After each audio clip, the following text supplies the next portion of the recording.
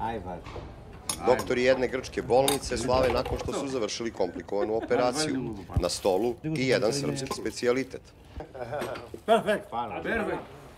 Srpski štand na sajmu prvi su posetili Grci koji su 80. i 90. godina studirali u Srbiji.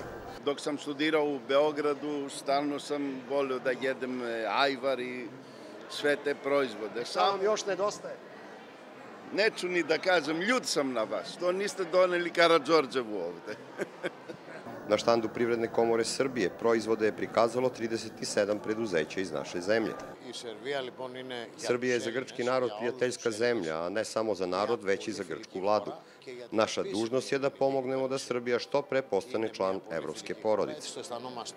Pa meni je drago da kažem da mi imamo nešto što oni nemaju, a to je naš čuveni ajvar, to je ovaj divni nameštaj koji ovde možemo da vidimo, ovako kvalitetan i ovakvog dizajna. A preko leta i preko sezone na hiljade turista neka samo jednu kašičicu uzmu od našeg ajvara, to će biti divno za našu ekonomiju. Mi smo, kažem, ovde već dugi niz godina i te veze se jačaju ne samo na ekonomskom planu, nego i na kulturnom planu i na sportskom planu, tako da očekujem da ćemo u narednom periodu da imamo mnogo jaču vezu još sa ovom oblašću ovde sa Kavalom. Međunarodni sajam Expo održava se od 7. do 10. oktobra. Prema proceni ugostitelja, tokom sezone samo ovde u Kavali i na ostrvu Tasos, u restoranima i hotelima dnevno se servira oko 500.000 obroka.